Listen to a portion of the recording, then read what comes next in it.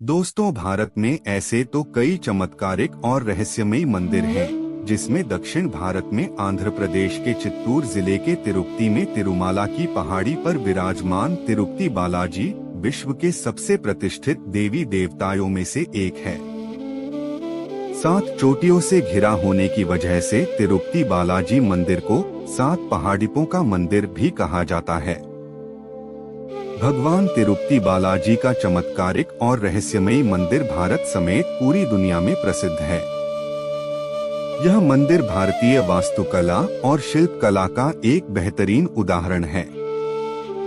तिरुपति बालाजी मंदिर भगवान विष्णु को समर्पित है और यह भारत के मुख्य तीर्थ स्थलों में से एक है। तिरुपति बालाजी का वास्तविक नाम श्री वेंकटेश्वर स्वामी है, जो स्वयं भगवान विष्णु हैं। धार्मिक मान्यताओं के मुताबिक भगवान श्री वेंकटेश्वर अपनी पत्नी पद्मावती के साथ तिरुमला में निवास करते हैं। मान्यता है कि जो भी भक्त सच्चे मन से भगवान वेंकटेश्वर के सामने प्रार्थना करते हैं, उनकी सभी मुरादें पूरी हो जाती हैं। भारत के इस प्रसिद्ध मंदिर में प्रतिदिन 50,000 से 1 लाख भक्त वेंकटेश्वर के दर्शन के लिए पहुंचते हैं। वहीं विशेष अवसरों पर तीर्थयात्रियों की संख्या 5 लाख तक हो जाती है। जबकि दान और धर्म के संदर्भ में ये देश का सबसे अमीर मंदिर है, जहां हर साल करोड़ों रुपए का दान किया जाता है। अगर धन के आधार पर देखा जाए तो वर्तमान में सबसे धनवान भगवान बालाजी हैं। एक आंकड़े के अनुसार बालाजी मंदिर ट्रस्ट के खजाने में 50,000 करोड़ से अधिक की संपत्ति है। लेकिन इतने धनवान होने पर भी बालाजी सभी देवताओं से गरीब ही हैं। आप सोच रहे होंगे कि इतना पैसा होने पर भी भगवान गरीब कैसे हो सकते हैं। और दूसरा सवाल यह भी आपके मन में उठ सकता है कि जो सबकी मनोकामना पूरी करता है, वह खुद कैसे गरीब हो सकता है। तिरुपति बालाजी से प्राचीन की कई पौराणिक कथाएं जुड़ी है, जिनकी बारे में जानने के लिए हर श्रद्धालु और पर्यटक हमेशा से ही उत्साहित रहता है।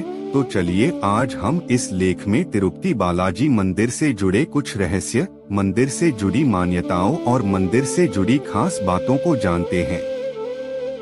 एक प्राचीन कथा के अनुसार बालाजी कलयुग के अंत तक कर्ज में रहेंगे। बालाजी के ऊपर जो कर्ज है, उसी कर्ज को चुकाने के लिए यहाँ भक्त सोना और बहुमूल्य धातु एवं धन दान करते हैं। शास्त्रों के अनुसार कर्ज में डूबे व्यक्ति के पास कितना भी धन हो, वह गरीब ही होता है। इस नियम के अनुसार यह माना जाता है कि बालाजी धनवान होकर भी गरीब हैं। प्राचीन कथा के अनुसार एक बार भगवान नारद गंगा नदी के तट पर गए, जहां ऋषियों का समूह भ्रमित था और यह तय नहीं कर पा रहा था कि उनके यज्ञ का फल भगवान ब्रह्मा, भगवान शिव और भगवान विष्णु में किसे मिलेगा।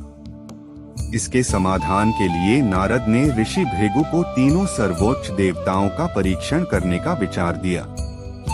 ऋषि भृगु ने प्रत्येक भगवान के पास जाने और उनकी परीक्षा लेने का फैसला किया। लेकिन जब वह भगवान ब्रह्मा और भगवान शिव के पास गए, तो उन दोनों ने ऋषि भृगु पर ध्यान नहीं दिया, जिससे ऋषि भृगु नाराज हो गए। अंत में वह भगवान विष्णु के पास गए, पर उन्होंने भी ऋषि भृगु पर ध्यान नहीं दिया। इससे ऋषि क्रोधित हो गए और उन्होंने भगवान विष्णु की छाती पर लात मार दी। क्रोधित होने के बावजूद भगवान विष्णु ने ऋषि के पैर की मालिश की और पूछा कि ऋषिवर, पैर में चोट तो नहीं लगी। भगवान विष्णु का इतना कहना था कि भृगु ऋषि ने दोनों हाथ जोड़ लिए और कहने लगे, प्रभु आप ही सबसे सहनशील देवता हैं, इसलिए यज्ञ का फल हमेशा भगवान विष्णु को समर्पित होगा। लेकिन देवी लक्ष्मी को भृगु ऋषि का यह व्यवहार पसंद नहीं आया और वह विष्णु जी से नाराज हो गई।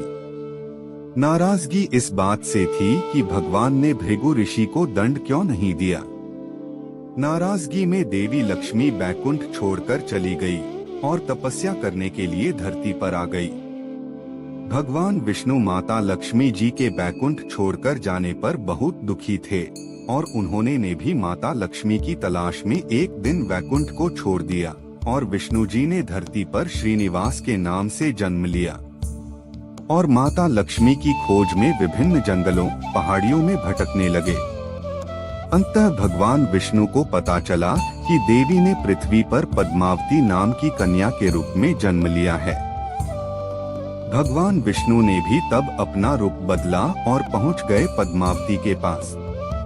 भगवान ने पद्मावती के सामने विवाह का प्रस्ताव रखा जिसे देवी ने स्वीकार कर लिया।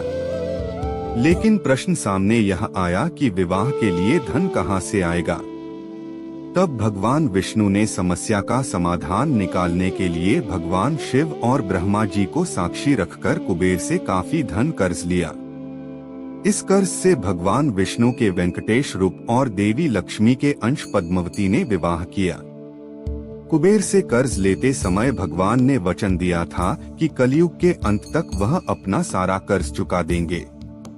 कर्ज समाप्त होने तक वह सूद चुकाते रहेंगे। भगवान के कर्ज में डूबे होने की इस मान्यता के कारण बड़ी मात्रा में भक्त धन दौलत भेंट करते हैं ताकि भगवान कर्ज मुक्त हो जाएं।